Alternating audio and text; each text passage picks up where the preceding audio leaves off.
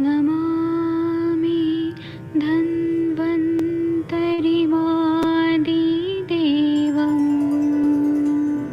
सुरासुरैर्वन्दितपादपद्मम् लोके जरामृत्युनाशं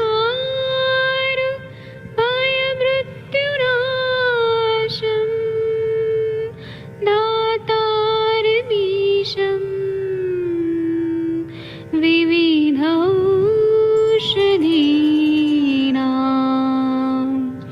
शङ्खं चक्रं जलौकां दधतं मृतघटं चारुतोर्भिश्चतुर्भिः सूक्ष्मस्वच्छादिरुद्यं शुकपरिविलसन् मौलिमं भोजनेत्रम् कालाम्बोदोज्ज्वलाङ्गं कटितटविलसत् चारुपीताम्बराढ्यं वन्दे धन्वन्तरिन्तं निखिलगदमिव प्रौढदावाग्निनीलम्।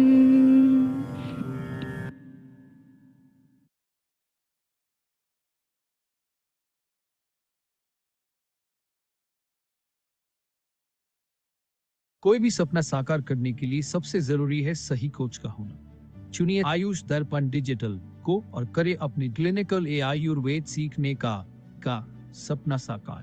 Download the app now.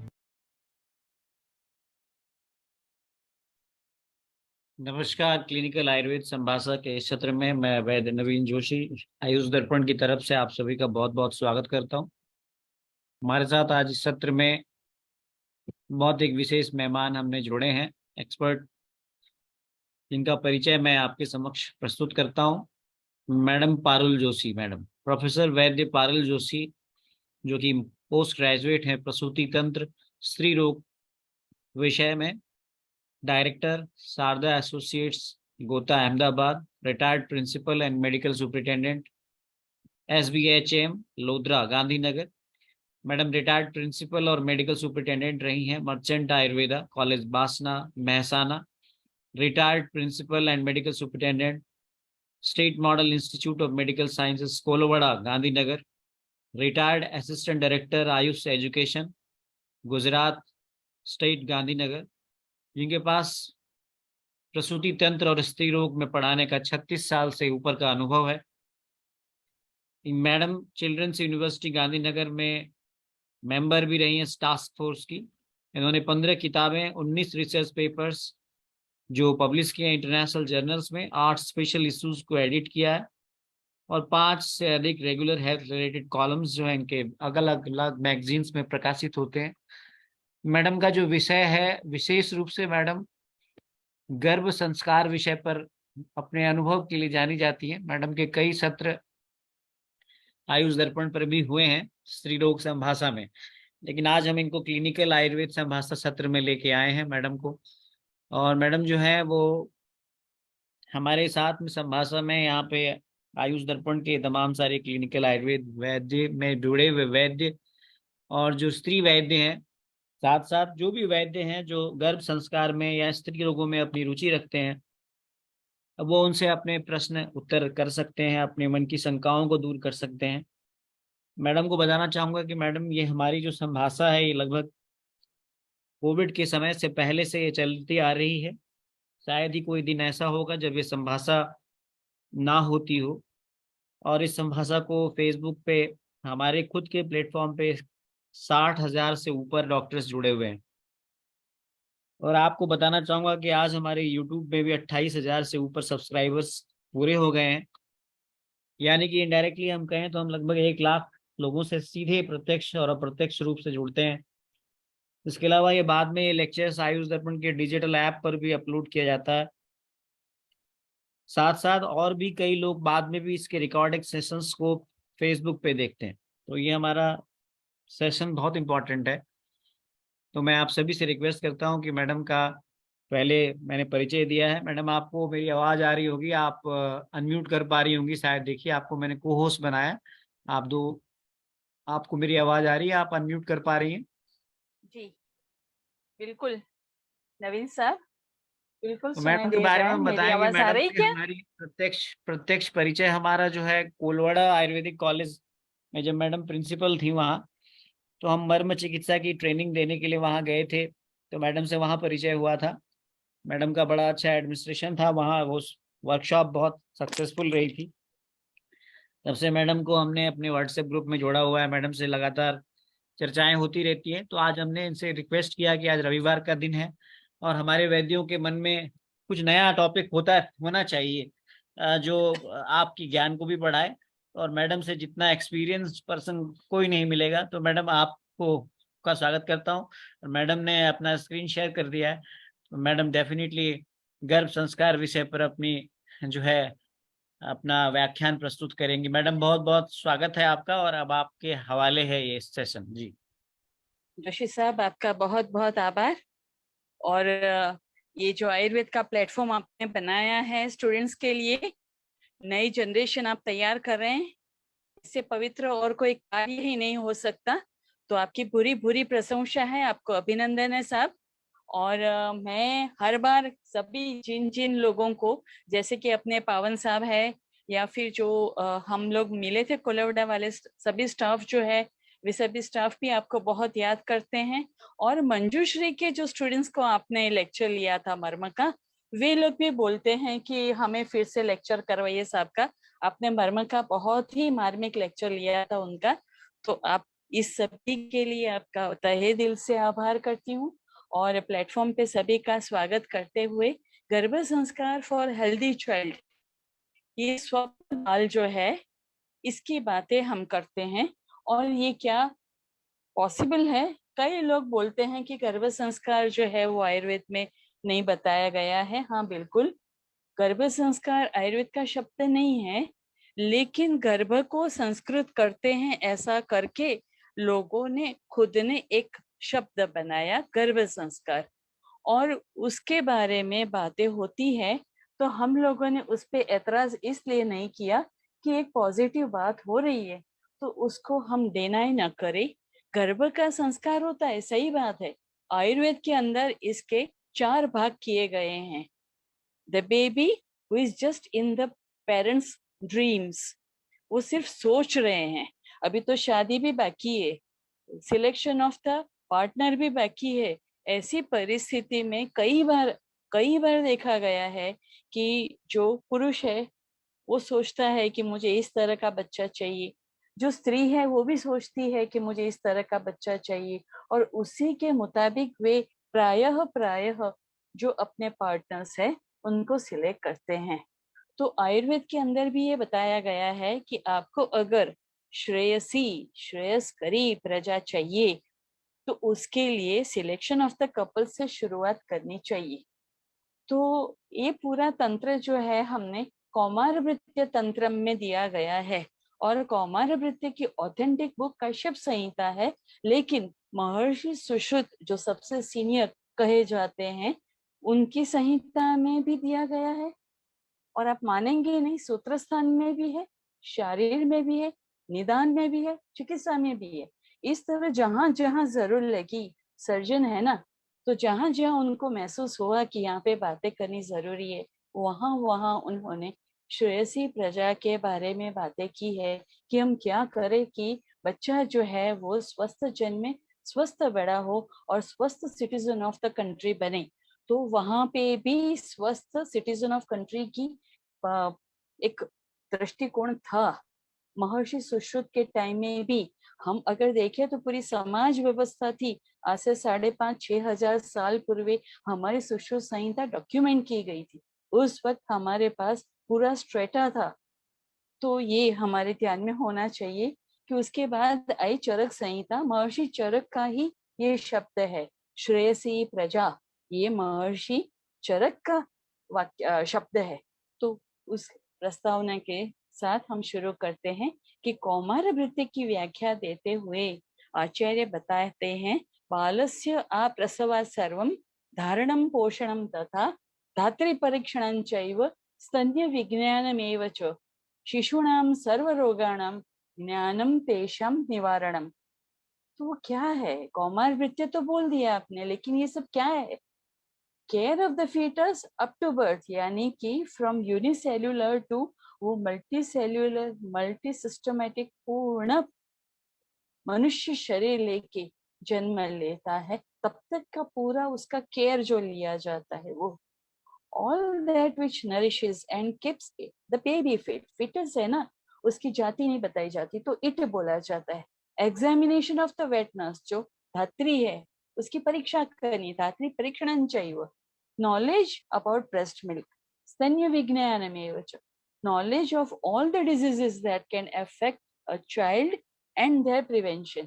तो शिशूणां सर्वरोगाणां ज्ञानं तेषां निवारणम, एतद्धि कौमारभृत्यम, that is the science of Kaumarabhritya. उसमें प्रसूति तंत्र भी आ जाता है और बाल रोग भी आ जाता है। तो हमारा जो बाइफर्केशन था सब्जेक्ट का बहुत साइंटिफिक था। और बिफोर कंसेप्शन पुरुष कैसा होना चाहिए और स्त्री कैसी होनी चाहिए। आजकल जब भी मन हो गया शादी कर दी, ऐसा नहीं है। आयुर्वेद के अंदर बहुत बढ़िया बताया गया है कि मेल के अंदर नॉट बिफोर 25 years, यानी ऑन कंप्लीशन ऑफ 25 years ही becomes eligible to become a father, provided he is earning enough to maintain his family. और ये महर्षि सुश्रुत ने बताया है, ये आनंद की बात है। फीमेल के अंदर बताया है कि 18+ एज जो है उसी में ही उसका जो है कंसेप्शन होना चाहिए, उससे पहले कंसेप्शन नहीं होना चाहिए। दोनों है वो हेल्दी फैमिली से आने चाहिए, दोनों की शारीरिक, मानसिक और सामाजिक स्वास्थ्य जो है वो श्रेष्ठ होना चाहिए। They should be good mannered and good behaved. चोरी लूटफाट कर दी, किसी को अपशब्द बोल दिए, किसी के साथ बैड मैनर्ड बातें कर दी, तो ये सब ठीक नहीं है। और ऐसी प्रजा जो है वो एंटी सोशल एलिमेंट बनती है, इसलिए उनके घर में बच्चा न हो, ऐसी हमारे आचार्यों का मत था और वो आज भी प्रस्तुत है। दोनों के अंदर जो है कंप्लीट बॉडी पार्ट्स होने चाहिए। कंप्लीट बॉडी पार्ट्स यानी न अधिक न अल्प, यानी कि उसकी एक उंगली ज्यादा है या एक थंब ज्यादा है या फिर उसके होठ कटे हैं या तालू जो है वो कटा है, ये नहीं है ठीक। तो उसके बाल भी जो है पूरे होने चाहिए, यानी बाल भी अगर जड़ गए हैं तो ठीक नहीं है। कानों से सुनाई नहीं दे रहा है, यानी कि जातोत्तर प्रॉब्लम्स हुए हैं। उन सभी के जो कंजेनिटल डिफॉर्मिटीज है उसमें भी देखा गया है कि ऐसी तरह के जो कॉम्प्लेक्स है उसमें प्रेगनेंसी न रहे वो बेहतर है। और ये कंजेनिटल डिफॉर्मिटी वाला बच्चा ना आए, इसके लिए महर्षि ने बताया है। यहाँ पे violation of human rights of the society होता है। तो when you are considering about the society, व्यक्ति के ह्यूमन राइट्स जो है वहाँ पे मायने नहीं रखते। और ये एक बहुत स्ट्रेट मैसेज इस मंच से मैं देना चाहती हूँ। ऐसा क्यों करना है जो मैंने बताया उसी में अब डिटेल में जाएंगे। तो improper partners cause genital diseases in the female. तो पार्टनर एक बहुत छोटा है और एक बहुत बड़ा है, तो उसके मुताबिक उनका जेनेटल्स का साइज रहेगा, तो उसकी वजह से फीमेल के जेनेटल्स में डिजीजेस होने की संभावना होती है। फिर कोइटल मेथड यानी मैथुन प्रक्रिया जो ठीक नहीं है, तो उसकी वजह से जेनेटल डिजीजेस दोनों पार्टनर्स में हो सकते हैं और उनकी वजह से इनफर्टिलिटी आती है और फिर हम IVF करवाते, तो वो सही बात नहीं है। जिस तरह वो हम लोग ले आए कि हमने जेनेटिकली म्यूटेटेड काउ लाए, तो उसमें हम देख सकते हैं जर्सी में कि जर्सी काउ तो जन्म ले लेती है, वो दूध भी ठीक से देती है, उसका बच्चा भी होता है और वो बच्चा भी ठीक से बड़ा होता है, लेकिन उसके वहां पे बच्चा ऐसा होगा कि जिसके वहां पे बच्चा नहीं होगा।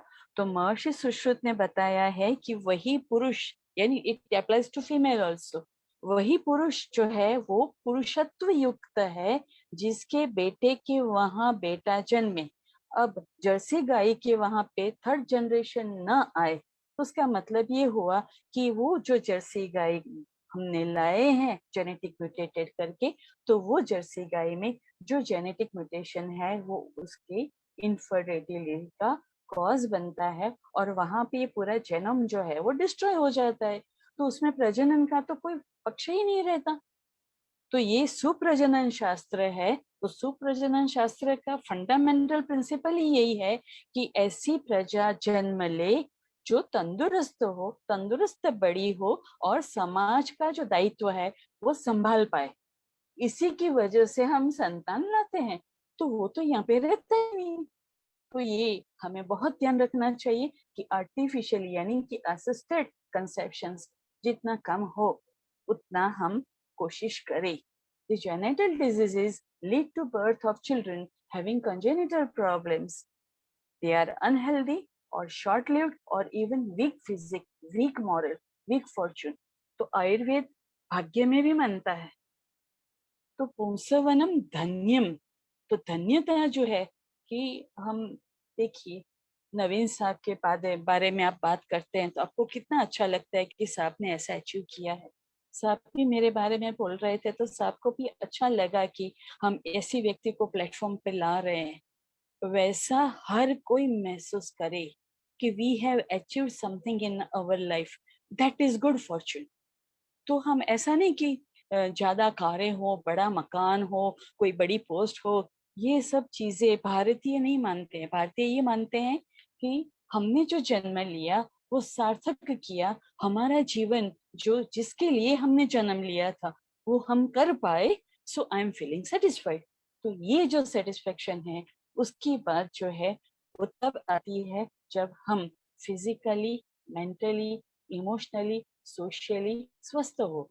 तो ये बहुत जरूरी है कि ऐसा बच्चा जन्मे जिसमें ये सफी संतोष आ सके। हम दिव्यांग करके उनकी मदद तो करेंगे, लेकिन वो मदद कहाँ तक पहुंचेगी, उसको पता है कि किसी की मदद की उसको जरूरत है, तो वो एक पिंच रहती है उनके अंदर, उसकी वजह से वे जल्दी इरिटेट हो जाते हैं।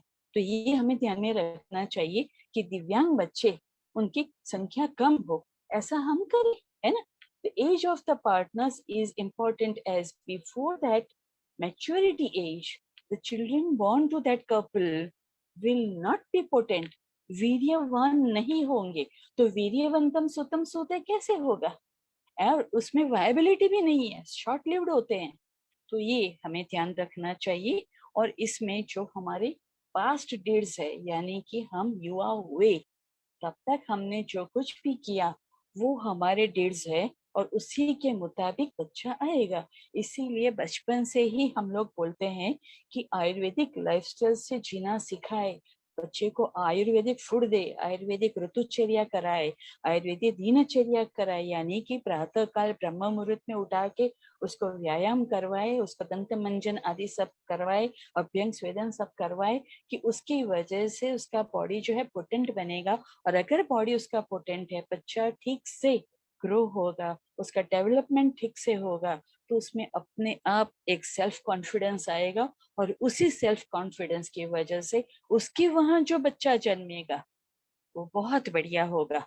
तो बलि पुरुष कारो ही दैवम अप्यति वर्तते, बलवान पुरस्कार जो है वो दैव को भी पीछे छोड़ देता है।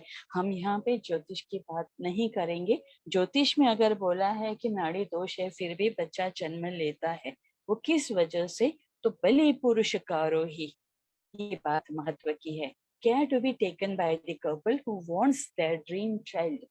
तो मसाज करना है, स्वेदन लेना है, फिर उनको घी पीना है।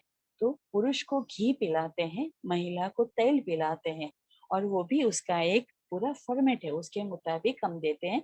उनको पंचकर्म करवाते हैं, उनको प्राणायाम करवाते हैं, वो पूजा पश्चाताप ये सब जो है वो प्रायश्चित बोलते हैं हम, वो सब करवाना है। और मैं जो है ज्यादा करके सूर्य अर्घ्य पे जोर देती हूँ। किसी भी रिलीजन की व्यक्ति हो, किसी भी देश में रहती हो, लेकिन सूर्य अर्घ्य से बढ़ के और कुछ नहीं है। ग्रहाधिपति है, आपको बहुत बहुत गाइड करेंगे सूर्यदेव। तो डाइट जो है उनका वो कैसा होना चाहिए, तो आयुर्वेद के अंदर पूरा स्ट्रेटा दिया गया है, किस एज में क्या खाना चाहिए, किस ऋतु में क्या खाना चाहिए, कौन किस व्यवसाय की व्यक्ति जो है उसको क्या खाना चाहिए, पूरा सब डिटेल में दिया गया है। तो मेल जो है उसमें क्या देना चाहिए, ज्यादा करके मधुर रस प्राय घी और दूध का आहार देना अच्छा है, क्योंकि वे शुक्र के गुण है। महिला के अंदर जो है वो ऑयल तेल जो है वो दिया जाता है, और तिल तेल जो है हमारे यहाँ गुजरात में तिल तेल का उपयोग ज्यादा है। अगर नॉर्थ में हम जाएंगे तो सरसों का तेल आएगा, और साउथ में जाएंगे हम लोग तो वहां पर कोकोनट ऑयल आएगा।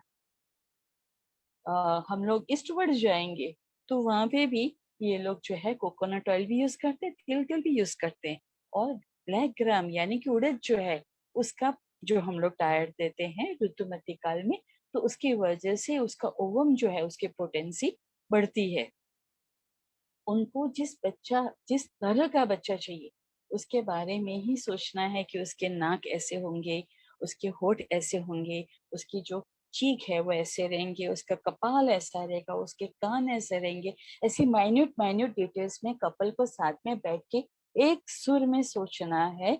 और वो जब साकार होगा तो उसके बाद जो मैथुन होगा और जो प्रजा रहेगी वो वैसी ही आएगी। और इसके ऊपर तो काफी एक्सपेरिमेंट्स हुए हैं और सभी सफल भी हुए हैं। तो यहाँ पे स्पेशल केयर फॉर मदर, माता का जो है उसमें क्या ज्यादा महत्व की बात है। तो first 3 days of the cycle जो है उसके अंदर ब्रह्मचारिणी मैट पे सोना है। नीचे सोने की वजह से क्या होता है कि वात प्रशमन होता है। जब मेंस्ट्रुएशन आता है तो वात अपान वायु की थोड़ी तो वृद्धि होगी ही, उसके साथ प्राण और उदान जो है वो भी थोड़े डिस्टर्ब रहेंगे। तो अगर वो नीचे चटाई लगा के सोती है, वो गर्भ आसन होता है, वो हम लोग सीधे जमीन पे नहीं सुलाते। तो ये लोग जो बोल रहे हैं कि यार इल ट्रीटिंग द वुमन, ऐसा नहीं है, ये साइंटिफिक है। तो दर्भ पे उसको अगर हम लिटाते हैं तो उसके तीनों दोष जो है वो सम हो जाते हैं। और वो देखा गया है, वो काउडंग से हम जो छो है, जो फ्लोर है, उसके ऊपर हम लिम्पन बोलते हैं उसको, वो लगाते हैं काउडंग को, उसके ऊपर ये दर्भ रखते हैं। उसके ऊपर जो रजस्वला स्त्री है उसको हम सुलाते हैं। वहां पे उसको खुराक जो दिया जाता है भविष्य अन्न दिया जाता है, और वो जितना उसको भूख है उससे कम दिया जाता है। चौथे दिन जब वो शिरस का स्नान करती है, फिर सफेद वस्त्र पहनती है, और उसके बाद दिन में उसको नहीं सोना है, ये तो ठीक है। उसके बाद जो है वो मैथुन पर प्रक्रिया करती है। लेकिन अगर उसको 5वें 6ठे दिन तक मासिक आता है तो वो 7वें दिन अपने पति के साथ शयन करती है। उसको और क्या ध्यान रखना चाहिए, ये जब तक उसको मासिक आ रहा है तब तक दिन में सोना नहीं है, आंख में काजल नहीं लगाना है। काजल यानी यहाँ पे काजल तो एक शब्द दिया गया है, श्रावण, विश्रावण नहीं करवाना है आंख से। उसको अपने नाखून जो है वो दांत से नहीं काटने हैं, जोर से बोलना नहीं है, बड़ा शब्द सुनना नहीं है। क्योंकि जिस जिस इंद्रिय को उपहत होगा उस इंद्रिय में बच्चा जो है वो तकलीफ लेके जन्म लेगा। और ये बात जब मैं रिसर्च कर रही थी इस पॉइंट पे, तब मैंने देखा कि ये होता है। जब भी ऐसा बच्चा आता है तो उसकी माँ को पूछो कि बच्चा जब पेट में था तब ऐसा कुछ हुआ था, तो थोड़ी देर लगेगी उसको याद करने में, लेकिन याद करके वो बोलेगी हाँ मैं ऐसा करती थी। तब भुगतो, और क्या बोल सकते हैं हम, अभी आ गए उसमें तो कुछ हम सुधार नहीं कर सकते। तो पहले से ही अगर हम प्रिवेंशन ले ले तो क्योर करने की जरूरत नहीं होगी। With her heart full of good faith, she meets her husband on pious nights. यानी अष्टमी और एकादशी जो है वो पायस नहीं है, तो अष्टमी एकादशी को छोड़ के वे लोग मैथुन करते हैं। और पुरुष जो है वो राइट फुट रख के, महिला जो है लेफ्ट फुट आगे करके जो बिस्तर है उसमें वे आरूढ़ होते हैं। तो इस तरह का बहुत माइन्यूट आचार्य ने अवलोकन करके हमें बताया है। और इसके ऊपर ध्यान दे के अगर हम करें कि किस तरह का हमारा व्यवसाय है, वो व्यवसाय के मुताबिक हमारा आहार होना चाहिए, हमारा पहनावा होना चाहिए, हमारी सोच होनी चाहिए। तो अगर वो हम सब ठीक से कर पाएंगे तो हमारे अंदर सेल्फ कॉन्फिडेंस आएगा, और उस सेल्फ कॉन्फिडेंस का इफेक्ट जो है हमारे शुक्र धातु पे भी पड़ेगा, ओज पे भी पड़ेगा। और अगर ओज हमारा प्रशस्त है तो बच्चा जो है वो ओजस्वी आएगा। ये बहुत ही सादा समीकरण है और उसके ऊपर ही पूरी ये सब बातें होती है। यहाँ पे ड्यूरिंग एंड आफ्टर प्रेगनेंसी जो है, यानी प्रेगनेंसी रही उसको, उसके अंदर हम क्या करेंगे, तो बच्चा जो रहता है तो उसको क्या क्या ध्यान रखना चाहिए माता को। सबसे पहले तो उसको जब तक मासिक नहीं आता है अपने आप को उससे सगर्भा समझ कर ही आगे बढ़ना है। यानी ऋतुमती परिचर्या जो आयुर्वेद में बताई गई है उसका कंटिन्यूएशन ही रखना है। मासिक नहीं आता है तो कंफर्म हो जाता है कि अब वो व्यक्त गर्भा है, अब हमको पता है कि शी इज प्रेग्नेंट। तो उसके बाद जो है हम अगर कुछ भी करते हैं तो उसके अंदर हम ज्यादा कुछ फर्क नहीं कर पाते। इसीलिए आयुर्वेद के अंदर ऋतुमती परिचर्या जो है वो बहुत स्ट्रिक्ट दी गई है, और वो ऋतुमती परिचर्या का पालन अव्यक्त गर्भावस्था में करेगी तो उसका बच्चा जो है वो बिगर संभाले ही बहुत अच्छी तरह से बड़ा होगा। तो ये ध्यान रखना चाहिए। तो place and room bed should be decorated in such a way कि वो आनंद देते रहे। कपल को डाइट ठीक से लेना चाहिए। फिर प्रेगनेंसी के बाद जो है उसको सफेद गाय, उसका बच्चा जिंदा है, उसके दूध के अंदर यव को उबाल के उसकी जो खीर बनती है उसको खाना है। फिर शाली चोखे जो है यव के साथ उसको घी डाल के वो खाना चाहिए। वो सब जो है वो खीर जो आप लोग बोलते हैं, हमें यहाँ पे दूध पाक बोलते हैं। दूध जो है उसके ऊपर ज्यादा जोर दिया गया है, और दुग्ध जो है वो श्रमहर गण में भी आता है।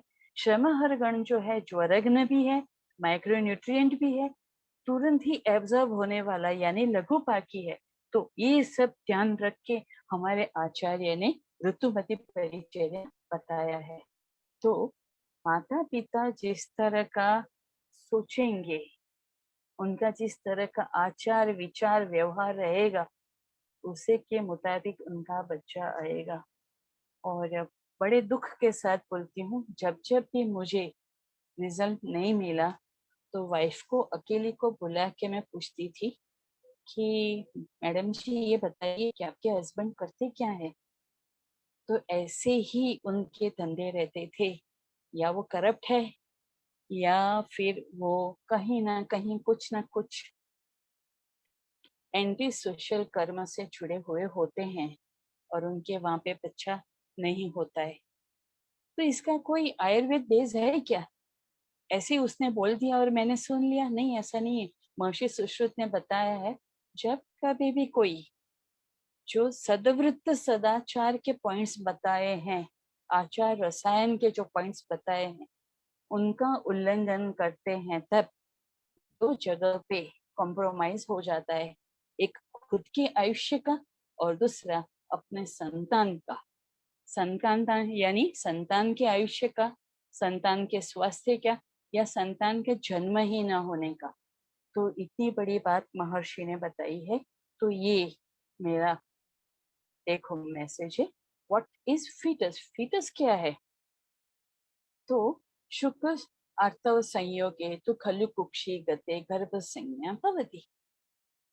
गर्भाशय में शुक्र और शोणित का मिलन होना और वहां पे आत्मा का अवतरण होना, यानी सिर्फ 3 बात नहीं है, एक्चुअली 24 बातें हैं। तो वो 24 बातें जो है वो सभी जब एसिमुलेट होते हैं तब जाके आयुर्वेदोक्त गर्भ बनता है। तो आत्मा अकेला कहीं नहीं जाता। आत्मा अपने पूर्व भव में जो कर्म किए हैं वो कर्म भी साथ में लाता है, और उन कर्मों के मुताबिक ही इस जन्म में उसको माता पिता मिलते हैं। तो ये सब कर्म का सिद्धांत है और उसी के ऊपर सब कुछ बेस्ड है। तो ये ध्यान रख के ही हमें जब भी हम कोई एडवाइस देते हैं तो हमारे ध्यान में ये बातें होनी चाहिए कि किसको क्या सलाह दे रहे हैं हम लोग। तो आयुर्वेदिक टेस्ट जो है उसमें science and symptoms of by which an early experienced elderly experienced woman close to the family जो है वो समझ पाएगी कि ये सत्योगृत गर्भा है कि नहीं। तो जैसे इसमें बताया है ऋतुमती में तीन प्रसन्न वदना, उसके अंदर सिर्फ इतना ही फर्क होता है कि शुक्र जो है उसका स्राव नहीं होता, महिला जो है उसको सेटिस्फेक्शन फील होता है और उसके बाद तृप्ति जो है वो अनुभव करती है। बीज ग्रहणम च योनियम, तो जो शुक्र स्राव हो जाना चाहिए। महर्षि सुश्रुत ने ऐसा बताया कि शुक्र जो है जिस तरह ओशन के अंदर वेव्स आते हैं और वापस जाते हैं, तो वहां की जो सिकता यानी कि सैंड है उसको भिगो के चले जाते हैं। तो उसी तरह शुक्र स्राव जो है योनि में होता है और योनि के अंदर से फिर जितना ग्रहण होना चाहिए उतना होके बाकी का निकल जाता है। तो ये अगर जब वो सत्योगृत गर्भा है तो बीज का वो ग्रहण करती है, यानी कि कुछ भी बाहर नहीं निकलेगा। और ये जितनी भी जो सजाग महिलाएं हैं उनमें ये लक्षण मिलता है। जो सजाग नहीं है, जिन पे समझ में नहीं आ रहा है, उनमें ये देखने को नहीं मिलते हैं। तो सेंसिटिव जो महिलाएं हैं, और महिलाओं को समझना भी चाहिए कि they need to be sensitive about this. अगर बच्चा लाना चाह रही है तो उसको अपने जेनेटस के बारे में ज्ञान भी होना चाहिए, उनकी क्रिया के बारे में भी ज्ञान होना चाहिए, और उनको किस तरह स्वस्थ रखना है ये भी उनके ध्यान में होना चाहिए। वैसे ही पुरुष को भी ध्यान रखना चाहिए कि उसको कहीं भी कोई व्यसन नहीं करना है, खाने में कोई चटपटी चीजें नहीं लेनी है, क्योंकि वो जितनी भी चटपटी चीजें लेंगे, जितनी भी ये पॉइजनस यानी कि ये तम्बाकू लिया, ड्रग्स ली, या फिर दारू पी लिया, तो ये सब जो है वो विषवत है, ओज से विरुद्ध गुण वाले हैं। तो ओज का क्षय करेंगे और प्रतिलोम ऐसे धातुओं का क्षय होगा, तो ओज के बाद पहली ही धातु आती है शुक्र धातु। फिर आप शुक्र वृद्धि शुक्र श्रुति कर योगों का सहारे लेंगे तो उससे बच्चा तो आएगा, लेकिन जो पोटेंसी आपको चाहिए वो नहीं मिलेगी। तो ये जो है आपको ध्यान रखना है। इसमें तो बहुत कुछ बताया गया है, लेकिन प्रैक्टिकली अगर आप ये आप नहीं कर पा रहे हैं तो ये सब मेरा बताने का कोई मतलब नहीं रहेगा। इसलिए जो कोई भी सुन रहा है ये ध्यान में रखे कि आप क्या कर रहे हैं, क्यों कर रहे हैं। वो अगर समझ के करेंगे तो आपके वहां भी स्वप्न बाल जन्म लेगा, बिल्कुल लेगा। What an expected mother should avoid, जिसको बच्चा चाहिए उसको क्या नहीं करना चाहिए और क्यों नहीं करना चाहिए। तो दीवार स्वाप करेगी तो स्वप्निल बच्चा आएगा। आंख में जो स्रोतांजन हम लोग बोलते हैं वो सुरमा जो है वो लगाएगी तो बच्चे की आंख अंध आएगी और वो मिलता है। ज्यादा रोती है तो आंख के दर्द लेके बच्चा आता है, डाइवर्जेंट स्क्विंट होती है, या आंख जो है वो पहले से ही, आंख तो दिखती है लेकिन वो आंख काम नहीं करती है, बार बार सोती नहाती है, स्नान करती है, स्किन केयर के लिए बहुत कुछ लगाती रहती है, तो रोने वाला बच्चा आता है। ऑयल मसाज करती है तो चमड़ी का दर्द लेके आता है। वैसे ही वो सॉल्टी फूड खा रहेगी तो भी जो है वो स्किन डिसऑर्डर लेके बच्चा आता है। मेरे पास 1.5 महीने का बच्चा आया था अमेरिका से, तो मैंने पूछा कि उसकी माँ को नमकीन खाने की आदत थी क्या। तो ग्रैंडफादर आए थे और फादर आए थे, मम्मा तो आई ही नहीं थी। बोली कि सिजेरियन हुआ उसके बाद जो है वो बहुत मोटी हो गई है। तो बोली उसको तो मैं आयुर्वेद की मेडिसिन की बहुत जरूरत है, नहीं वो उसका तो रहने दो, ये बच्चे को आप स्वस्थ कर दो। 1.5 महीने के बच्चे को होल स्किन सोरियासिस था। वजह क्या थी, माँ जो है उसको अगर नमकीन न खाए तो लो ब्लड प्रेशर हो जाता था। तो ज्यादा नमक खाया, उसको ज्यादा पाइंट चढ़ाए सोडियम क्लोराइड के, हम जानते हैं कि पाइंट में इतना सोडियम क्लोराइड नहीं आता है, मतलब ये हुआ कि उन्होंने नमकीन ज्यादा खाया है। तो 1.5 महीने का बच्चा पूरी स्किन सोरियासिस थी उसकी। फ्रीक्वेंट नेल बाइटिंग, तो नेल बाइटिंग ज्यादा करती है माँ तो उसके बच्चा जो है कुनख आता है। फिर ज्यादा दौड़ती है तो बच्चा जो है अनवस्थित आता है, ऑटिज्म वाला बच्चा आने की संभावना रहती है। ज्यादा लाउड साउंड सुनती है तो बच्चा जो ज्यादा आई एम सॉरी ज्यादा हंसती है तो उसके बच्चे का दांत जो है जन्म से काले आते हैं। उसके लिप्स और उसका तलवा यानी मुंह खोलने पे जो ऊपर हमें दिखता है वो तलवा, वो भी काले आते हैं। और ये देखने को मिलता है सब।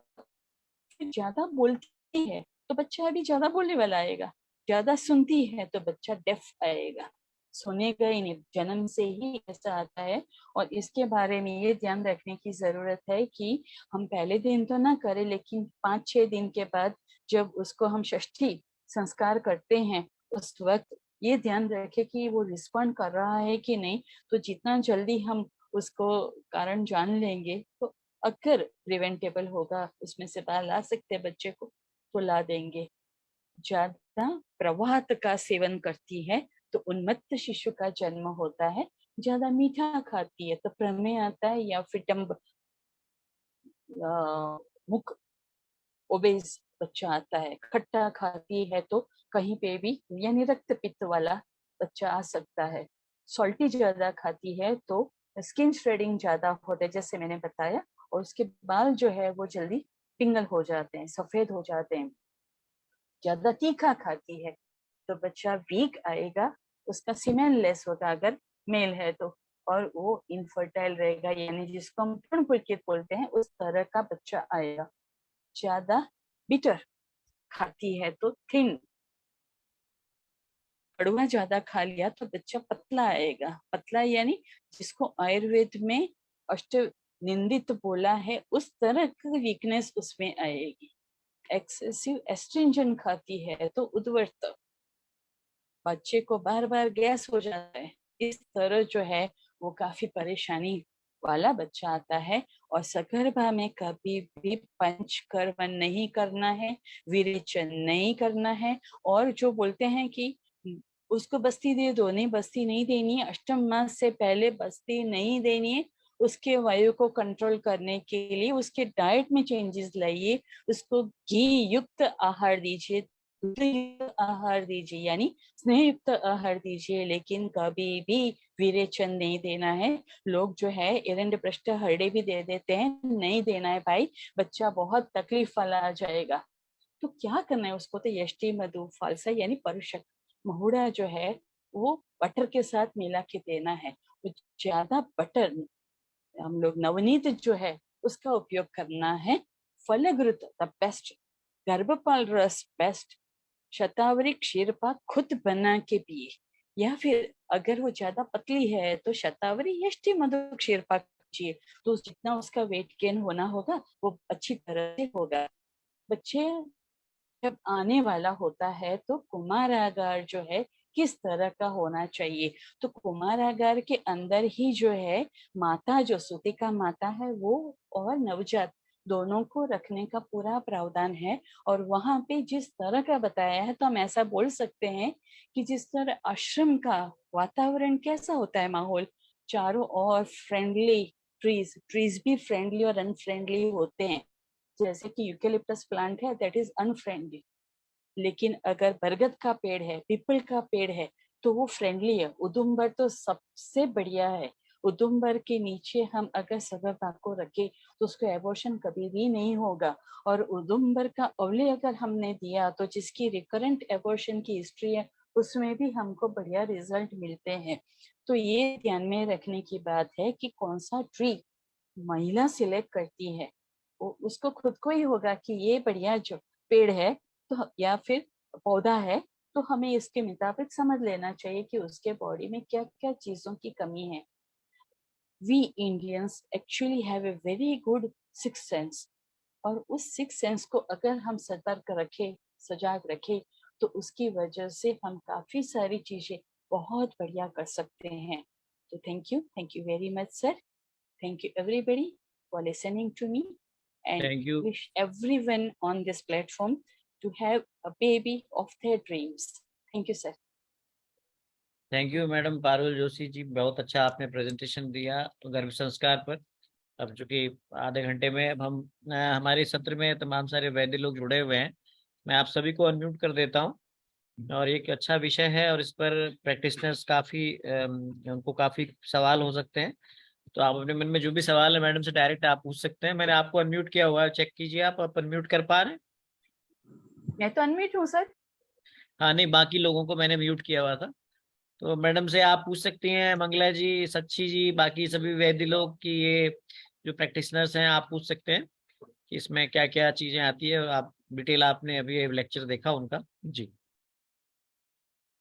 जी, कोई सवाल है आपके मन में? शशि तिवारी जी, विनीता जी, तो आप सीधे सीधे, मैडम स्त्री प्रसूति रोग की विशेषज्ञ हैं, आप अपने प्रश्न पूछ सकते हैं।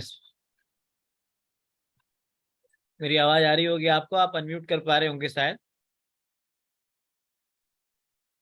जी सर। चेक कीजिए, आप लोग अनम्यूट कर पा रहे हैं? जी सर। जी जी, तो कुछ पूछना चाहते हैं मैडम से? अभी मैडम का जो प्रेजेंटेशन था उस बारे में अगर आपके मन में कोई भी क्वेरी हो, क्योंकि एक अच्छा सा विषय है, इस पे बहुत सारे वर्कशॉप्स होते हैं गर्भ संस्कार पे, और मैडम का बड़ा अच्छा काम है इस पे, काफी काफी इनका अच्छा वर्क है। और साथ साथ मैं एक बताना चाहूंगा कि इनका एस्ट्रोलॉजी पे भी बहुत अच्छा काम है, ज्योतिष पे भी। मैंने इनका प्रेजेंटेशन कई बार देखा है और सुना है। तो आपके मन में कोई प्रश्न हो तो आप पूछ सकते हैं। आज हमारा रविवार का है दिन, तो हमने आज एक्सपर्ट लेक्चर कराया, थोड़ा सा चेंज होना जरूरी है। जी, कोई सवाल है आपके मन में? साक्षी जी, हनुमान सिंह राय जी, बहुत सारे लोग हैं, मंगला जी, विनीता जी, राम कुमार जी, रोहित कपिल जी, वैद्य अजय कात्यायन जी, तकदीर सिंह जी, पर पूछ सकते हैं आप। अच्छी संतति को प्राप्त करने के लिए हमने क्या सलाह देनी है पेरेंट्स को, ये इसके बारे में कोई जानकारी आप चाहें तो आप ले सकते हैं। सर जैसे यहाँ अगर पे बच्चा, तकदीर सिंह जी शायद कुछ सवाल पूछना चाहते। तकदीर जी, आप अनम्यूट करके पूछ सकते हैं, या जी जी पूछिए। हेलो। हाँ, पूछिए तकदीर जी। हाँ नमस्ते मैम। मैम ये भी हम एक चेक करनी चाहिए ना कंडीशन की, जैसे हम जो कपल आ रहा है उसके हस्बैंड के जो स्पर्म काउंट होते हैं वो मिनिमम लेवल पर ना हो, थोड़ी ज़्यादा क्वांटिटी में हो, क्योंकि अगर वो मिनिमम लेवल पर है तो यानी कि उनके सीमंस में वो एनर्जी नहीं होगी, तो नेक्स्ट जर्नी फिर वीक हो सकती है। मैडम आवाज आ रही है कि तकदीर जी की नहीं आपको? सर, नहीं आई, अरुण इसलिए मैडम, चुप बैठी हूँ। थोड़ा सा जोर से बोलिए, लाउड एंड क्लियर बोलिए तकदीर जी। हेलो माइक्रोफोन को मैम, पास अब में ले आ रही आइए है? जी। हाँ, अब पूछिए। हेलो हाँ, हेलो बहुत नॉइज, नॉइज बहुत है। हाँ, पूछिए। सर, एक सेकेंड सर, अब ठीक है? हाँ, अब ठीक है, आप बोलिए। हाँ सर, मैंने ये पूछना था कि जैसे आजकल क्या होता है कि स्पर्म की सीमन एनालिसिस में स्पर्म काउंट की ना क्वांटिटी बहुत कम कर दी है। तो मेरे दादाजी कहते थे कि क्वांटिटी ज्यादा होनी चाहिए, वरना अगर हम लो लेवल लेकर चलेंगे तो जो नेक्स्ट प्रोजेनी होती है वो वीक पैदा होगी, क्योंकि उनके जो पहले ही जो उसके पेरेंट्स हैं, जो कि उसके फादर हैं, उनकी खुद ही सीमन की क्वांटिटी कम है, तो उनके जो सीमन होगा वो वीक होगा नॉर्मल से, तो नेक्स्ट जनरेशन भी वीक होगी। मैडम कुछ बताना चाहेंगे इनके प्रश्न के बारे में? Can he repeat his question, please? ये is asking that many of the couples are coming and parents को कहते हैं कि वो जो क्वांटिटी ऑफ द सीमम है, इसमें स्पर्म्स की काउंट कम है, तो इससे क्या आने वाली प्रोजेनी जो है वीक होगी, इस प्रकार की शंका होती है। ये पूछना चाह रहे हैं वो, तो क्या ऐसा है? हम लोग नहीं, इसमें ये है कि क्वांटिटी एंड क्वालिटी दो देखने चाहिए साहब। तो अगर क्वांटिटी कम है तो क्वालिटी कम होने की संभावना है भी और नहीं भी है।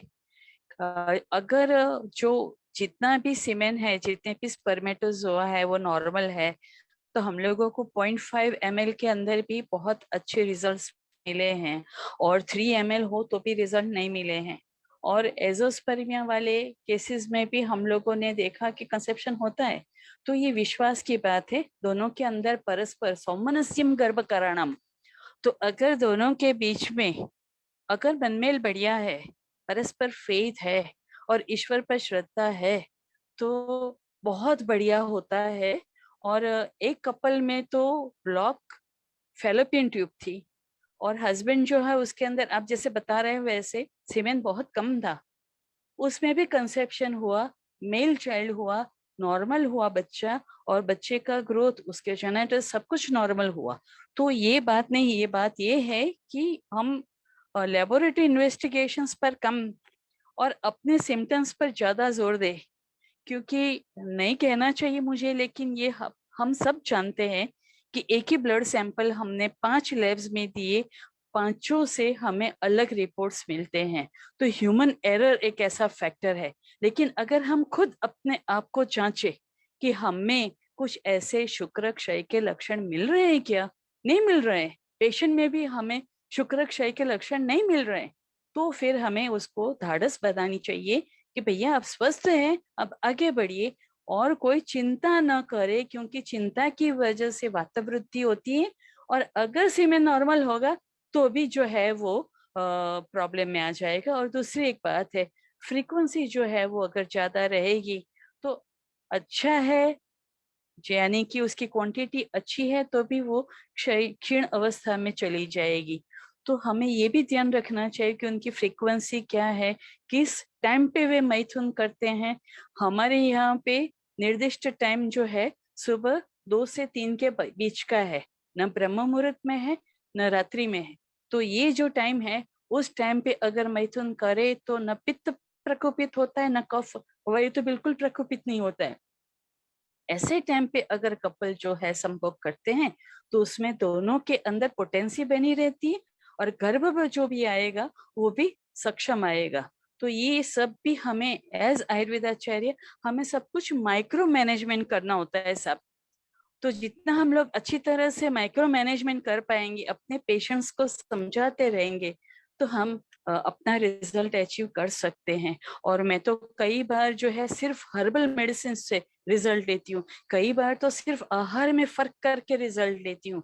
तो ये बातें जो है वो आज भी संभव है। लोग बोलते हैं कि हम लोग प्रताप लंकेश्वर रस देते हैं, पुष्पधनवा रस देते हैं तो भी रिजल्ट नहीं मिलता, लेकिन ऐसा नहीं है, सब रिजल्ट मिलता है। हमें समझना चाहिए कौन से पेशेंट को किस चीज की जरूरत है। For that you need to lend your ears to the patient. Patient की उसको सुनना पड़ता है, वो पेशेंट के बयान में ही आ जाता है। फिर हमें जो डिफरेंशियल डायग्नोसिस के लिए प्रश्न पूछने होते हैं वो हम पूछ ले। तो दर्शन स्पर्शन प्रश्न ही परीक्षेत च रोगिणम। पहले दर्शन परीक्षा पे जोर दीजिए सब, बहुत बढ़िया रिजल्ट मिलेगा। बहुत अच्छा बताया मैडम। तो आपको जगदीश सिंह जी समझ में आ गया होगा, मैडम ने आपके प्रश्न का उत्तर दे दिया होगा। शायद मंगला जी आप कुछ पूछना चाहती हैं, शायद ऐसा लग रहा है मुझे। हाँ सर। जी पूछिए। नमस्ते मैम। नमस्ते। हाँ अपना परिचय आपने भी दे दीजिए तो मैडम को थोड़ा सा अच्छा रहेगा, आपको पहचान भी जाएंगे। जी हाँ सर, मैं डॉक्टर मंगला मोहन अमरावती से बात कर रही हूँ, महाराष्ट्र से। बढ़िया। हाँ, तो सर मैम मैं ये पूछना चाहती हूँ कि जो आपने अभी बोला हैबिचुअल एबर्शन की हिस्ट्री जो रहती है, उन्होंने उनमें आपने उदुम्बरा वाले हो बोला ना? हाँ हाँ दे सकते हैं।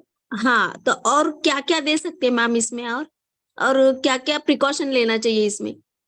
मैडम हैबिचुअल एबॉर्शंस के तो कई सारे कारण हैं। अगर उसमें ज्वर है, जीर्ण ज्वर है, या वायरल इन्फेक्शन है, बैक्टीरियल इन्फेक्शन है, और कोई हाँ प्रॉब्लम है, स्ट्रेस है, दोनों के बीच के अनबनाव है, इसमें से कौन सी चीज है। इसमें क्या होता है कि फीमेल जो है ना वो थोड़ी पुरुषत्व युक्त होती है, यानी कि जो पैटर्नल प्रॉपर्टीज उसमें ज्यादा है वो महिला किसी की डोमिनेंसी सह नहीं पाएगी। तो ऐसी हाँ परिस्थिति में वो वहां पे खुश नहीं है, क्योंकि उसकी डोमिनेंसी जो है वो टूट जाती है। तो ऐसी परिस्थिति में भी वो ज्वरी रहती है, मन की वजह से भी वो क्लांत रहती है। तो ऐसी परिस्थिति में मैंने देखा है कि पेशेंट्स को श्रमहर गण के जो हमारे ड्रग्स है, फॉर एग्जांपल इस वक्त वर्षा ऋतु है, तो आप देखिए कि वर्षा के प्रारंभ में और अंत में दाड़िम चाहिए उतना मिल जाते हैं। तो दाड़िम रोज का एक दाड़िम खाएगी तो बढ़िया रहेगा, फिर किशमिश आती है वो आप खिलाए। इस तरह सीजनल ड्राई फ्रूट्स जो है, यानी कि जो हमारे श्रमहर में बताए, काजू हाँ नहीं लेना है, अंजीर बताया है, गन्ने का रस बताया है, फिर यव बताया है ना। तो ये जो हाँ श्रमहर के 10 ड्रग्स है वो जिस तरह सीजन चेंज होती है उस तरह हम देंगे तो हमें बहुत बढ़िया रिजल्ट मिलता है।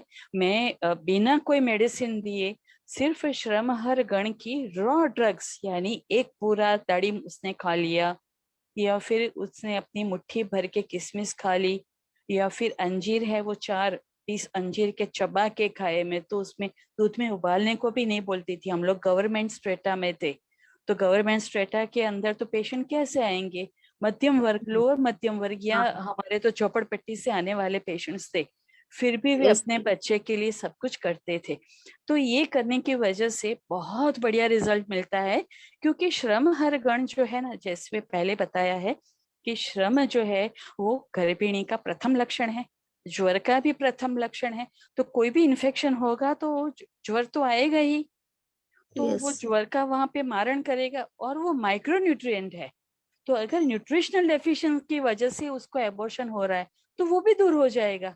उस वक्त हाँ, जो है मैडम जी, हमें जो है वो उदुम्बर अवले से रिजल्ट नहीं मिलता है, वहां पे श्रमहर गण से रिजल्ट मिलता है।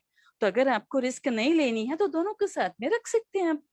और मैं ओके मैम, बाजार का उदुम्बर अवले नहीं बोलती हूँ। उदुम्बर अब तो बहुत पेड़ बन गए हमारे देश में, बहुत अच्छे सब चल रहा है प्लांटेशन। तो उसमें अगर उदुम्बर फल मिले तो हाँ, वो जो भी उसके रिलेटिव्स हैं उनको बोलो कि जिस तरह हम गुलाब की पत्ती का गुलकंद बनाते हैं, वैसे उदुम्बर फल का गुलकंद बनाए और वही उसको दे। 1 चम्मच बहुत है, बहुत है, उससे अच्छा। ज्यादा नहीं दे सकते हम। और आजकल मैम ये टॉर्च पॉजिटिव आ रहे हैं। हाँ, उसी के लिए मैंने बोला वायरस, इसीलिए बोली मैं। हाँ हाँ, तो इसमें भी ये चल सकता है ना? टॉर्च में तो चलेगा ही, टॉर्च के हाँ अलावा भी जो वायरल इन्फेक्शंस है उसमें हाँ भी ये हाँ, काम करता है। इसलिए मैं बोली वायरस, बैक्टीरिया, ऐसे जो संक्रमण है उन सभी में हाँ, रिजल्ट मिलता है। इवन डेंगू में रिजल्ट मिलेगा आपको। अच्छा, जिसकी thank you ma'am. Pass history of dengue है उसमें भी आपको रिजल्ट मिलेगा। Okay ma'am, thank you. Thank you madam, बहुत अच्छा सवाल आपने पूछा मंगला जी, और मैडम ने भी काफी अच्छा उसका एक्सप्लेनेशन दिया। ये बहुत कॉमन क्वेश्चन रहता है जो हमारे क्लिनिशियंस के दिमाग में रहता है। आदित्य जी, शायद आज आप कुछ पूछना चाहते हैं। जी सर, नमस्कार मैम। मैम नमस्कार। ये सवाल था कि थोड़ा सा अपना जैसे परिचय भी दे दीजिए आदित्य जी मैडम को। अच्छा, मैम, मैं एलोपैथिक डॉक्टर हूँ मैम, और 3-4 साल से आयुर्वेदिक स्टूडेंट हूँ मैम। हाँ, बढ़िया। मेरे काफी सारे परिचित जो हैं स्टॉन्च एलोपैथी वाले थे, और मेरे संपर्क में आके आयुर्वेद अभिमुख हो गए।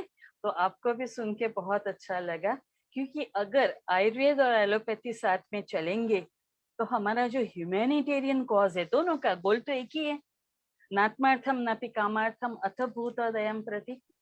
तो बहुत बढ़िया अचीव होगा। भैया, आपको सुन के बहुत अच्छा लगा। बोलिए, आपको क्या पूछना है? मैम, जैसे अगर बच्चा मेधावी निकले, दीर्घायु निकले, कपल्स अगर नॉर्मल हो, तो इसमें हम कुछ कर सकते हैं क्या? इसीलिए मैं बोली कि फलगरुत जो है उसके अंदर बताया है आचार्य ने, महर्षि वाग्भट अष्टांग हृदय में बताया कि एतत् परम च बालानां ग्रहग्नम देहवर्धनम मेध्यम धन्यम पुंसवनम परम। जो भी गुण हमें बच्चे में चाहिए वो अष्टांग हृदय के जो फलगृत का पाठ है, मंजिष्ठा कुष्ठतगर अद्वेनिषेध, वो पूरा जो पाठ है उसके मुताबिक बना हुआ जो फलगृत है उसका उपयोग आप करेंगे तो माँ तो स्वस्थ रहेगी ही रहेगी, बच्चा इतना बढ़िया आएगा। और मैं तो जो माँ फलगृत टॉलरेट कर लेती थी साहब, उनको मैं कॉन्फिडेंटली बोलती थी इसके जन्माक्षर आप जब बनाए तो इतना देखना चंद्र मंगल का राज्य कहाँ बनता है साहब, एकादशम स्थान। यानी बच्चे का फिर तो देखना ही नहीं है, बच्चा अपने आप ही अपनी कैरियर बनाएगा, माता पिता को प्रोटेक्ट करेगा और इतना बढ़िया इंसान बनता है। फलकृत के तो इतने चमत्कार देखे हैं, मैं उसकी फैन हूँ, बहुत चमत्कार देखे फलकृत के। लेकिन अष्टांग हृदय का पाठ होना चाहिए। जी मैम। जी मैम। वो खुद घर पे बना सकते हैं, it's not tough, thank you easily ma'am. बना सकते हैं। Thank you sir. मैम और मैम फलघृत के अलावा और कोई रसौषधि का भी कोई वर्णन है क्या मैम जी?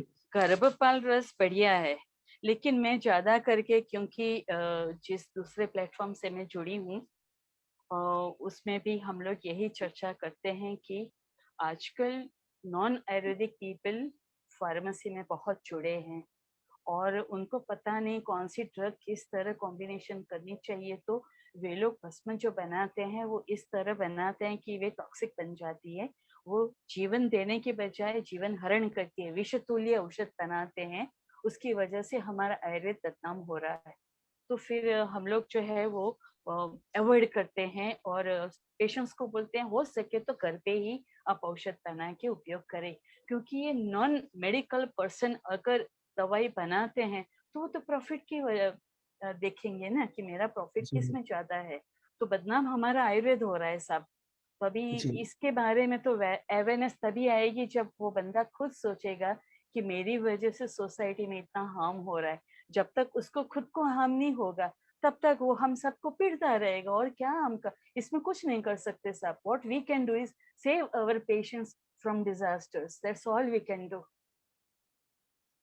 जी मैम जी thank you ma'am, thank you so much. Thank you ma'am, बहुत अच्छा आपने एक्सप्लेन किया। आदित्य शिवारी जी आपके सवाल आशा है कि आपके प्रश्नों का उत्तर मिल गया होगा। और किसी के जी मन में कोई प्रश्न है तो आप पूछ सकते हैं, आप अनम्यूट करके अपना परिचय देके सवाल कर लीजिए। विनीता जी आपको कुछ पूछना है? साक्षी जी, किसी को कुछ पूछना हो, शशि तिवारी जी, तो आप पूछ सकते हैं। कुछ लोग हमारे यहाँ तैयारी भी करते हैं, पीजी की तैयारी कर रहे हैं, कुछ लोग स्टूडेंट भी हैं, कुछ हाँ, पीजी की तैयारी जो लोग कर रहे हैं उनको मैं सामने से ही बताऊंगी। एक minute, give me 1 minute please, फिर हम बाद में आपका क्वेश्चन लूंगी। तो पीजी की तैयारी जो लोग कर रहे हैं वे लोग जब भी थीसिस चूज करे तो कुछ मौलिक ही चूज करे, 4 थीसिस से 5वां थीसिस लिखने की कोशिश बिल्कुल ना करे प्लीज, एक विनंती है आपको। ठीक है मैडम जी, आपका प्रश्न पूछिए। हाँ मैडम का ये प्रेजेंटेशन ग्रुप में शेयर करने की बात कर रहे हैं। मैडम का ये प्रेजेंटेशन है नहीं, हम पूरा लेक्चर ही आपको शेयर कर देंगे, उसमें सारा प्रेजेंटेशन आप देख सकते हैं। और कोई सवाल है आपके तो पूछिए। प्रणाम मैम। जी प्रणाम विनीता जी प्रणाम। कुछ पूछ रहे, अपना परिचय भी दे दीजिए मैडम को। मैम मैं डॉक्टर विनीता चौहान, गाजियाबाद यूपी से। मैम बोलिए। मुझे ये क्वेश्चन पूछना था, आजकल नॉर्मली हमारे पास जो कपल्स आते हैं, लेट मैरिजेस, लेट कंसेप्शन, उसमें फीमेल्स में तो ऑलरेडी बहुत ज़्यादा प्रॉब्लम रहती है, तो उसमें हमें सब कैसे करना चाहिए ये सब गर्भ संस्कार और ये? नहीं, मैं तो ये बोलूंगी कि पहले जो है उनका पूरा जो है और शोधन करके फिर रसायन थेरेपी देके उनको बोलना है, और भी 2 साल ठहर जाइए, पूरा 2 साल उनका पूरा शोधन करवाएंगे, अब फिर उसको आप बोलेंगे प्रेगनेंसी के लिए, तो शायद वो प्रेगनेंसी नॉर्मल आएगी। क्योंकि उनके ऑर्गन्स जो है फीमेल के जो है वो ऑर्गन्स रिजिड हो जाते हैं ना, तो एबॉर्शन की और कंजेनिटल डिफॉर्मिटीज की दोनों की संभावना रहती है। मेरे पास भी यही समस्या है, बहुत लेट एज में आते हैं, और कई बार तो ऐसा होता है कि ये फैमिली वाले बोल रहे हैं इसलिए बच्चा रखना है, वरना हमें तो एक्चुअली चाह नहीं है बच्चे की। तो हमें यही बोलना चाहिए, अगर आपको चाह है तो ही बच्चा रखिए, फैमिली के लिए बच्चा आप न रखे। ये आपको भी बोलना पड़ेगा, इस कटु सत्य है लेकिन बोलना पड़ेगा मैडम, कि अगर आपको बच्चा नहीं चाहिए तो please don't go for a child, आप एडॉप्ट ही कर लीजिए, मैम क्योंकि जैसे वो एज 39 ईयर्स है फैमिली है उसकी फीमेल की, तो मतलब पेरीमेनोपॉजल एज में तो वो आई है, 2 साल वेट करने पे फिर? नहीं नहीं नहीं नहीं, पेरीमेनोपॉजल तो नहीं बोल सकते, लेकिन उसको हैजार्ड्स बताने चाहिए कि आप 35 प्लस है, तो उसमें और प्राइमी होगी आप, तो उसमें आपका जो बच्चा है वो इतनी तकलीफ लेके आ सकता है। तो फिर भी आप तैयार है क्या? मैं पंचकर्म करूंगी, सब कुछ करवाऊंगी, उसमें अबॉर्शन के चांसेस भी ज्यादा है, और बच्चा कंजेनिटल डिफॉर्मिटीज वाला आने की भी संभावना ज्यादा है। तो are you ready for that? ऐसा बोल के ही प्रत्याख्यान करना पड़ेगा, क्योंकि हारित ने बताया 29 to 37 के बियॉन्ड अगर कोई माता है तो उसको प्रत्याख्यान करना ही पड़ेगा, क्योंकि वो खुद, वो आपको याद है ना कि वो जो फर्स्ट क्लोन था डेजी, यस वो मैम। शीप थी, तो Yes, ma'am. उसकी माँ की उम्र के मुताबिक वो शीप जो है वो जल्दी मर गई, वो जल्दी एजिंग होके जल्दी मर गई। तो ये एग्जाम्पल आप दे के उनको सिखा सकते हैं कि भैया ये नॉट एडवाइजेबल है, फिर भी अगर आपको जाना है तो आप मुझे कंसेंट फॉर्म में साइन करके दीजिए, मैं आप हो सके उतना सही करूंगी। बलि पुरुषकारो ही दैवम तत् अनुवर्तते, मैं पुरुषार्थ तो पूरा करूंगी, लेकिन आपका दैव जितना होगा उसके मुताबिक रिजल्ट मिलेगा। कंजेनिटल डिफॉर्मिटीज की संभावना बहुत ज्यादा है, 50% प्लस होती है, इसलिए इट इज नॉट एडवाइजेबल। फिर भी मैं कर रही हूँ, लेकिन 2 साल उनको एडवाइस करना पड़ेगा कि आप जो है वो ये सब कनिष्ठ करिए, क्योंकि यूट्रस उसका बहुत एकदम फिक्स हो जाता है मैडम। वो यूट्रस फिक्स हो जाएगा, उसके बाद अगर वो गर्भधारणा करेगी तो भी आपको अपयश ही देगी। जी मैम। आप समझे, पूरा Yes, ma'am. मैकेनिज्म समझे। हाँ, ये जी थोड़ी तकलीफ देही बात है, आप प्राइवेट प्रैक्टिस में ऐसा नहीं बोल सकते, लेकिन प्राइवेट प्रैक्टिस में अगर आप बोलना सीख जाएंगे तो आपकी प्रैक्टिस वाकई में अच्छी रहेगी, क्योंकि आजकल लोग बताते नहीं है, प्रत्याख्यान नहीं करते हैं।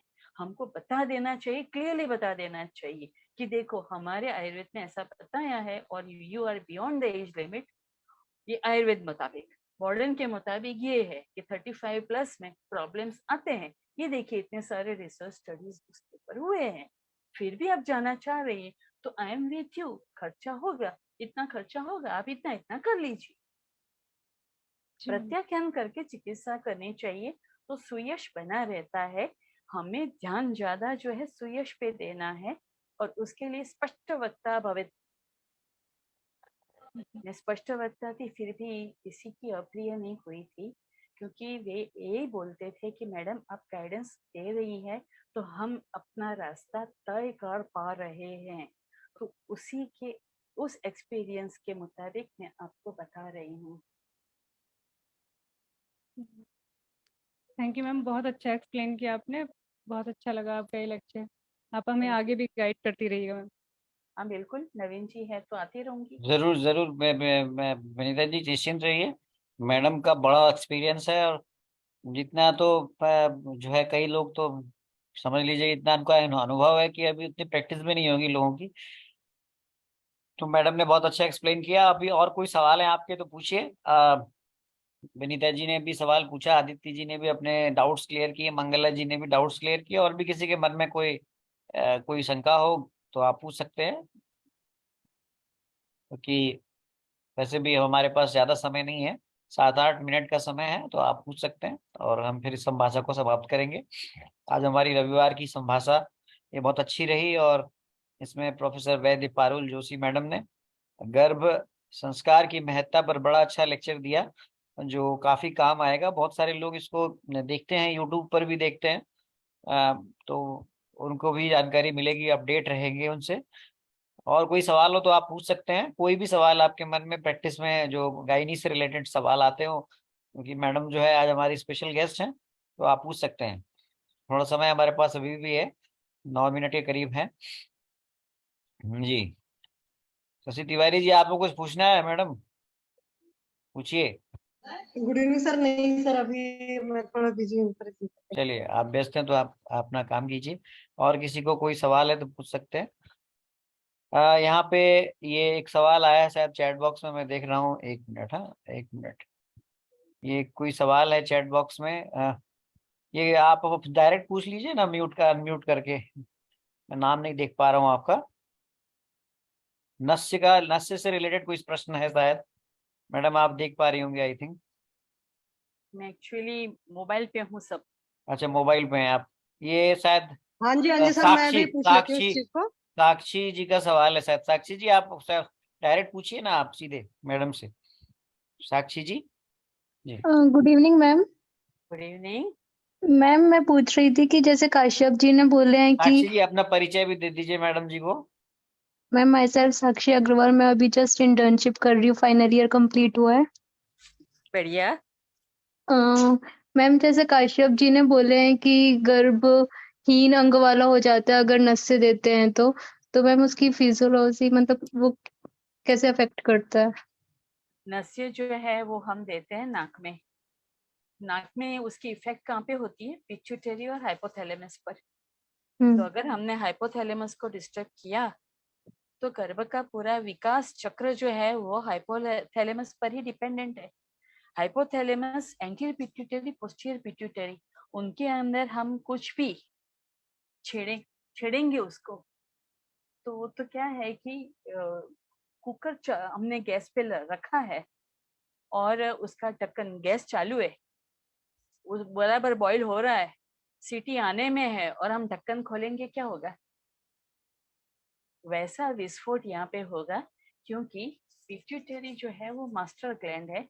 एंटीरियर, पोस्टीरियर पिट्यूटरी और हाइपोथैलेमस जो है वो तीनों का सम्मिश्रण जो है वो गर्भ के ऊपर सतत यानी एवरी सेकंड जो है वो उसका गर्भ के साथ इंटरेक्शन होता रहता है। और उसमें अगर कोई भी बाधा उत्पन्न हुई तो जिस पार्ट का उस वक्त डेवलपमेंट था वहां पे परमानेंट डिफॉर्मिटी रह जाएगी। अब हमने नस्य दिया, यानी कि हमने तो पूरा प्राण वायु को, हमने प्राण और उदान दोनों को जो है हम लोगों ने डिस्टर्ब किए, उसकी इफेक्ट समान पे गई तो सीधा अपान भी डिस्टर्ब होगा, तो गर्भ में एक से ज्यादा डिफॉर्मिटी आएगी या गर्भस्रावपात भी हो सकता है। तो हमें नस्य नहीं देना है, लेकिन पुंसवन जब हम करते हैं तो उसके अंदर हम लोग जो है दुग्ध या जो दही है, कर्ड है, उसका नस्य हम देते हैं, तो वो जो है गर्भ स्थिरीकरण उपाय हो जाता है। आप समझे? मैंने तीक्ष्ण नस्य दिया, तीक्ष्ण नस्य दिया तो तीक्ष्ण नस्य जो है वो इरिटेट करेगा और हार्मोन्स को डिस्टर्ब करेगा और वायु को भी डिस्टर्ब करेगा। लेकिन अगर मैंने सौम्य नस्य यानी प्रथमन नहीं दिया है, लेकिन क्षीर युक्त वट श्रृंग नस्य दिया है, वट श्रृंग जो है वो श्रृंग एपेक्स बर्ड जो है, आप समझते हैं ना, स्टेम की एपेक्स बर्ड होती है, यस मैम। उसको हम लोग श्रृंग बोलते हैं। तो हमने 6 वट श्रृंग लिए, उसको पीसे, यानी कि 6 बदर की डालियां जो है उतना पोषण उसमें आ गया और उससे हमने माँ जो सगर्भा माता है उसका नस्य किया। कब? पुंसवनार्थ, पुष्य नक्षत्र में। तो वो गर्भ स्थिरीकरण भी होता है, गर्भ का पोषण भी होता है। वैसे तो बदर का जो वट श्रृंग जो है उसका कषाय रस है, लेकिन दूध के साथ हम जब उसको सम्मिलित करते हैं तो मधुर रस बन जाता है। समझ में आई पूरी बात आपके? और वैसे सरसों के दाने, 6 दाने सरसों के और खट्टा दही आधी चम्मच, उसको इतना रगड़ना है, इतना रगड़ना है, इतना रगड़ना है कि सरसों के दाने मिक्स हो जाएंगे कर्ड के अंदर और एकदम ब्राइट गोल्डन कलर का वो मिश्रण बन जाएगा और उसमें पानी भी छूटेगा। और उस पूरा जो है उसको लेके माता की राइट नॉस्ट्रिल में डालना है। और ये प्रयोग जो है वो हमारे पूर्वज करते आए हैं और उसकी वजह से हमारे पूर्वज जो थे गौर वर्ण के थे, हम लोग सब श्याम वर्ण के हैं या ब्राउन से, तो हमने ये सब भूल विस्मरण हो गया हमारा, उसकी वजह से हम ये सब भुगत रहे हैं, वरना हम भी यूरोपियन से कुछ कम नहीं थे। ठीक है? Okay ma'am, thank you. 2 examples दिए। Thank you.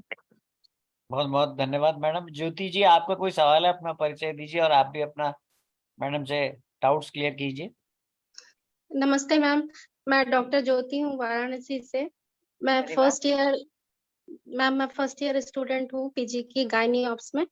मैम, मैं आपसे कुछ जानकारी लेना चाह रही थी कि जैसे मैम कोई गर्भ है जो लीन हो गया है तो उसके लिए हमको क्या करना होगा? कितने महीने का है और उसकी इस वक्त उसकी जो है डेवलपमेंट कहाँ तक पहुंची है, इसके मुताबिक हम गाइडेंस दे सकते हैं। मैम, ये एक्चुअली 7th वीक पे जो अल्ट्रासाउंड हुआ था उसमें कार्डियक एक्टिविटी आई थी। फिर उसके बाद 1 महीने बाद जब अल्ट्रासाउंड हुआ तो उसमें कार्डियक एक्टिविटी नहीं मिली। तो ये पता चला कि वो एक मिस्ड अबॉर्शन की तरफ चला गया है। तो मैम, इसमें ये जानना था, जैसे आगे भी इस तरह के केस आएंगे तो इसमें हम लोग क्या प्रिकॉशन ले सकते हैं कि आपने ये जो टॉर्च करवाए, माता जी का टॉर्च करवाए? नो मैम, एक्चुअली ये कहीं अलग का केस था जो मेरे सुनने में आया था। हाँ, तो वो कहीं ना कहीं कोई वायरल इन्फेक्शन बचपन में है, या फिर हस्बैंड को मम्स ऐसा कुछ हुआ होगा, कहीं ना कहीं वायरल इन्वॉल्वमेंट है, उसकी वजह से ये हुआ है। ये बच्चा तो उसने मिस कर दिया है, लेकिन अगर जी ऐसा कोई केस आपके पास आता है तो उसको कांस्टेंट मॉनिटरिंग में आपके पास रखना जरूरी है। उसका डाइट जो है लिक्विड डाइट पे ले लेना है, स्नेह युक्त लिक्विड डाइट, यानी कि अगर आपने मुद्गयूष दिया उसके तो अंदर घी डाल के देना है, और घी भी फलग्रुति देना है। फलग्रुत का खान में, पान में उपयोग करना है, और फलग्रुत का जो ड्रग्स है, रॉ ड्रग्स यानी मंजिष्ठा, कुष्ठ वगैरह सब, उनका काढ़ा बना के उसी से उसको स्नान करना है। जी इतना इतना वो करेगी तो लीन गर्भ भी जो है, और जो है उसके उदर ऊपर भी हमें लेप करना चाहिए, ताकि नाभि के जरिए भी, नाभि के अंदर और नाभि के आसपास हम अगर लेप करते हैं तो उसके जरिए भी फलग्रुत का, हाँ, तो उसके जरिए भी गर्भ को पोषण जाएगा। और लेकिन जब आप अभ्यंग कर रहे हैं तो ये ध्यान रखना है कि हमें अभ्यंग के तरीके से नहीं करना है, हमें घृत का लेपन करना है सिर्फ, और थोड़े टाइम के लिए उसका उदर हम खुला रखेंगे, और फिर जो वैसे ही एकदम एब्जॉर्ब हो जाएगा, आप देखते रह जाएंगे, स्किन सब घृत को एब्जॉर्ब कर लेगी। तो हम एक हर रोज जो है करीब 2 ml वैसे हम उदर द्वारा भी दे सकते हैं। और स्नेह पीछू रखने की गलती हम नहीं कर सकते। अगर आपको इतना कॉन्फिडेंस है कि ये पेशेंट जो है उसमें कोई प्रॉब्लम नहीं है, कोई इन्फेक्शन नहीं है, तो ऑटोक्लेव किया हुआ जात्यादि तेल या फिर फल तेल, उसके वाला एक बिल्कुल गर्म न हो ऐसा तेल युक्त करके योनि में रखे, तो योनि से भी उसको जो है पोषण जाएगा। तो ये सब करना पड़ता है, पीछे ही रहना पड़ता है, और आवर टू आवर उसका मैनेजमेंट करना पड़ता है मैडम। एक मैम, हफ्ता, ये ज्यादा से ज्यादा 15 दिन में आपको रिजल्ट मिल जाए, ज्यादा से ज्यादा 15 दिन में, और आपको सोनोग्राफिकल चेंजेस भी पॉजिटिव मिलेंगे। जी मैम, ये हिस्ट्री आई थी कि वो कुछ खाना पीना प्रॉपर आहार विहार नहीं ले रही थी काफी, हाँ, और उनको वॉमिटिंग बहुत हो रही थी जिसकी उन्होंने केयर नहीं की, वॉमिटिंग की, मतलब प्रॉपर उस समय जो लिक्विड डाइट और खाना लेना चाहिए था वो उन्होंने नहीं लिया। ये हिस्ट्री मुझे पता चली थी, लेकिन इसके हाँ, आगे वो कब कब वो लीन से लुप्त में चला गया ये नहीं पता चल पाया। इसी कारण बस मैम ये हो सकता है। बिल्कुल हो सकता है, क्योंकि उसको हाइड्रेटेड रहना जरूरी है। वो हाइड्रेटेड नहीं रहेगी तो बिल्कुल उसमें समस्या होगी। ये तो हम भी जानते हैं कि उसको तृषा वेग जो है उसका विदारण करने से तो उसका पूरा फ्लूइड सक हो जाएगा। तो पहले फ्लूइड कहाँ से लेगा, क्योंकि वो फीटस को फॉरेन बॉडी समझ रहा है बॉडी, तो फीटस से पहले फ्लूइड विड्रॉ कर लेगा वो। आप जी समझे? तो जी ये जी तृषा वेग का विदारण, तो इसको किसी भी वेग का विदारण नहीं करना है, और मन के किसी वेग को आने नहीं देना है। एक ही वेग उसको मन में लाना है, और वो है प्रसन्नता। वे कहीं ना कहीं घर में कुछ झगड़ा हुआ होगा। जी जी जी, ये है हिस्ट्री है मैम, है हिस्ट्री इस चीज की। तो देखिए हाँ, टेंशन मैडम, में थी। मैडम का अनुभव देखिए कितना बढ़िया है, कितना आपको सीधा वही बता दिया उन्होंने। जी, हम्म, तो उसे जी कहते हैं एक्सपीरियंस। तो बहुत बहुत धन्यवाद मैडम आपका। आपने काफी अच्छा आज, एक तो बहुत अच्छा आपने एक्सपर्ट अपना एक्सपीरियंस शेयर किया प्रेजेंटेशन के थ्रू, और हमारे सारे वैद्यों के आपके मन में जो प्रश्न है उसका उत्तर दिया। हम निश्चित रूप से अपने फिर से आपसे समय लेकर, आज हमने आनंद फानंद में मेरे मन में विचार आया कि कुछ आज रविवार है तो कुछ अच्छे कुछ नया एक टॉपिक होना चाहिए।